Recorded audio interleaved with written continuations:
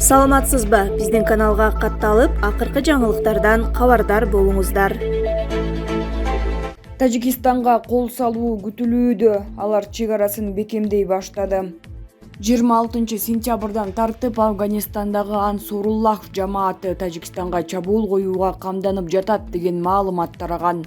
Аталган кыймыл бир катар өлкөлөрдө, анын ичинде ишмердүүлүгүнө Кыргызстанда дагы тыюу салынган. Ал кыймыл Тажикстандын Тоолу Бадахшан автономдуу аймагы менен чектешкен аймакка миңдеген согуш ишкерлерин жөнөткөндүгүн буга чейин бир катар жергиликтүү жана чет элдик басылмалар жазып чыгышкан. Аталган кыймылдын жоокерлери Афган-тажик чек арасына топтоло баштагандыгын аталган Тажикстандын автономдуу аймагынын башчысы дагы тастыктап, учурда чек араны бекемдөө боюнча иштер жүрүп жаткандыгын белгиледи. Анын айтымында учурда кооптуу болуп турган облуска өлкө башчысы Эмомали Рахмон келе тургандыгын белгилеп, өлкөнүн атайын кызматы берип турган маалыматтарга анализ жүргүзүп жаткандыгын белгилеген. Белгилей кетсек, жалпысынан Афган-тажик чек арасынын узундугу 1400 чакырымды түзөт. Булак аргумент чекитке ийже. Өзбек-Ооган чек арасындагы атышуу болду. Өзбекстан менен Ооганстандын чек арасында болгон ок атышуудан өзбекстандык чек арачы окко учту. Бул тууралуу Өзбекстандын президенти Шавкат Мирзиёев Намангандагы сапары учурунда айтты. Нигох Телеграм каналынын маалыматына караганда, атышуу 26 сентябрда Ооганстандагы Бангизат соодагери Өзбекстан аймагына өтүүгө аракет кылганда болгон. Кечээ биздин мамлекеттик чек араны белгилөө Ооганстандык Бангизат соодагери бузуп кирүүгө аракет кылды. Зарыл болгон шартта биз чек арабызды курал менен кайтарабыз. Биздин аскерлердин бири баатырларча курман болду. Ал Намангандын кулуну эле, деди Мирзиёев. Ооганстанда августтун ортосунда Талибан кыймылы бийликти басып алгандан бери өлкөдө Бангизат соодасы эркин жүрүп жатканы айтылууда. Булак Назар Ньюс чекитке ийже. Тажикистанга Орусия эмнеге далысын сала баштады? Апрелдин аягында чек арадагы чыр-чатактардан улам тажик ашыналары менен чекилдеше кеткенде Путин Кыргызстанга далысын салып, Тажикистанга көп көңүл буруп тургандай сезилген. Арине, ал мезгилде бийлик талибандардын колуна өтө элек, дагы ал кездеги Ооган бийлигине ишеним бар эле. Ошондуктан талибандарга өтө каршылык кылып турган Тажикистанга Орусия курал-жарактарды берип, чоң көмөк көрсөтүп жаткан. Кыргызстанга неге жардам бербей Тажикистанга берет дешип, кыргыз мекенчилдери чачалап турган. Эми болсо Тажикистан менен Орусиянын ортосуна карамышы каралады. Путин менен Рахмондун ортосундагы келишпестик Ооганстандагы саясатка байланыштуу болушу мүмкүн. Өзбекстандын президенти Шавкат Мирзиёевден соң Орусия, Казакстан Талибан менен кепке келишкени белгилүү. Ал эми Рахмондун позициясы 180 градуска карама-каршы. Ооганстандагы тажиктер талибандарга каршы, ошондуктан Рахмон биздин аймактагы Талибан менен кандайдыр бир диалогко баруудан, аларды таануудан баш тартып жаткан жападан жалгыз президент. Ооганстан калкынын 46% тажиктер экени айтылууда. Рахмон өзүн Тажикстандагы гана тажиктердин эмес, Ооганстандагы тажиктердин да улуттук лидери катары эсептейт. Ал улуттун коргоочусу, Ооганстандагы тажиктердин коргоочусу позициясын ээлөөдө. Ошол себептен ал көбүрөөк Паншер каршылыгын колдоп жатат. Жер тыңшар Мамыттын сөзүн жазган Азизбек Келдибеков. Булак Назар Ньюс чекитке ийже. Текебаев тууралуу учкай кеп, ал 30 жылда эмне кылган? Өмүрбек Текебаев премьер-министр болгон жок, министр дагы болгон жок. Ал убактылуу өкмөттө конституциялык реформаны ишке ашырган милдети менен орун басар гана болду. Бирок Текебаев депутаттык мандаты менен гана Кыргызстанга эгемендүүлүктү алып келгендердин сап башында турган. Текебаев токтогул КСти саттырбай алып калган. Акаевдин доорунда анын былыктарын тайманбай ашкерелеп, үзөңгү куушту кытайларга берилүүсүнө каршы чыккан. Кийин Бакиевдин заманында Каркыра жайлоосун жана башка толгон токой стратегиялык объекттердин сатылуусуна каршы чыгып, ачык күрөшкөн. 1 метр дагы жер саттырбайбыз деп дайыма каршы чыгып келет. Атамбаевдин мезгилинде да мыйзамсыз аракеттерине каршы чыккан. Давыдов мөңгүсүн казууга жана мөңгүнү сатууга каршы чыккан. Учурда актуалдуу темага айланган Кумтөр маселесинде Текебаев 20 жылдан ашуун убакыттан бери күрөшүп келет. Кумтөр элдики элге иштесин деп. Бул факт. Тагыраагы кайсы бийлик жер мөңгү сатып кылмыш кылса, алардын бетин ачып берди. Кылмыштуулукка, коррупцияга каршы депутат катары Текебаевчылык күрөшкөн адам жок болсо керек. Анан эмнеге 30 жыл Текебаев эмне кылды деп кээ бир замандаштар сынга ала берет. Текебаев депутат болду, депутат эмне кылат? Ал мыйзам жазат, элдин үнүн бийликке жеткирет жана акыйкаттык үчүн күрөшүп чындыкты айтышы керек, ошого милдеттүү. Текебаев демек милдетин ашыгы менен аткарыптыр да, туурабы? Текебаевдин эрдиктери жана мамлекетчилдиги тууралуу жаза берсек сөз көп, бирок орчундуу учурларына кыскача гана токтолдук. Булак чындык чекит медиа.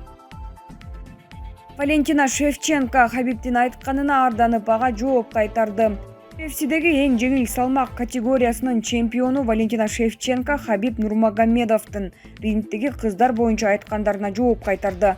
Эске салсак, Нурмагомедов ринг герлс беттештериндеги эң эле пайдасыз адамдар деп айтканы маалым. Сулуу айымдар кандай болбосун иш-чаранын көркүн ачып турушат. Мен ошолорго айткым келип турат. Дүрөө жарымды пайдасыз деп айтууга эч кимдин акысы жок. Учурда кайсы жерде болсо, демек ошол жерде болуусу буйрук. Анткени башынан эле ошол жакта.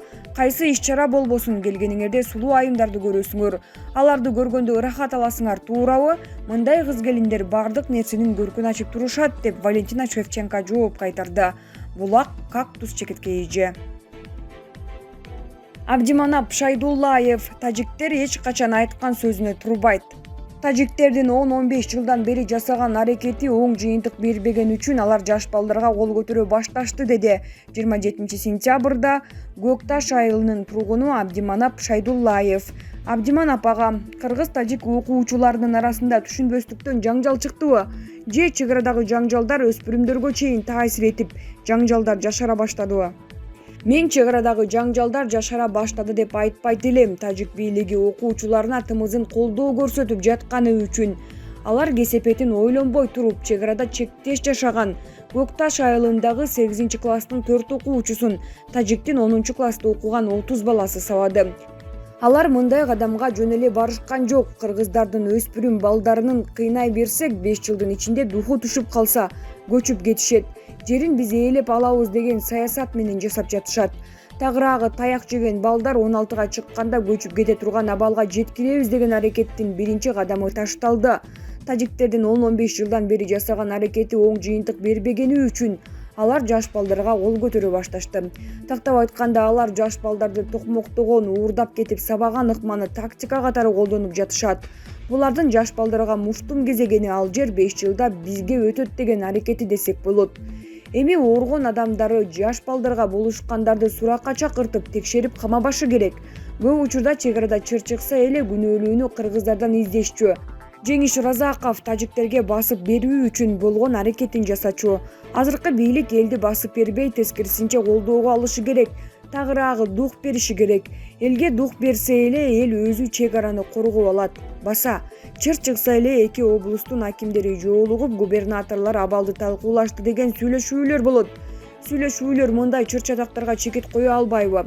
Чекит кое албайт. Тажиктер эч качан айткан сөзүнө турбайт. Ошон үчүн алар менен сүйлөшүп, окуяны талкууладык, абалды жөнгө салууга аракет кылдык деген жолугушуулардан майнап деле чыкпайт. Аким, губернатор чек арада маселе деле чече албайт. Андан көрө биздин бийлик элди сындырбай, тажиктерге басып бербей койсо эле, биз аларды көз караш менен эле артка кайтарып коебуз. Булак Назар Ньюс чекиткейи. Путин Эрдоган менен жолугушуусу жемиштүү аяктаганын билдирди. Россиянын президенти Владимир Путин туркиялык кесиптеши Режеп Тайип Эрдоган экөөнүн жолугушуусунун жыйынтыгына жогору баа берди. Бул тууралуу РИА Новости жазды. Келгениңиз үчүн чоң рахмат. Абдан жемиштүү жолугушуу болду. Байланышта бололу, деди Путин коногун узатып жатып. Лидерлер эки өлкөнүн ортосундагы мамилелерден тышкары Сирия, Ливия жана Афганистандагы кырдаалды талкуулашты. Путиндин айтымында Москва менен Анкаранын ортосундагы сүйлөшүүлөр оңой олтоң болбойт. Бирок тараптар орток пикирге келгенди өздөштүрүшкөн. Ошол себептүү жолугушуулар акырында позитивдүү нотада жыйынтыкталат. Жолугушуу 3 саатка созулуп, Путин үчүн карантинден кийин алгачкы эл алдына чыгуусу болду. Россия президенти бир күн кечке ооруп калган адамдын жанында жүрсө дагы андан вирус жугузбаганын айтты.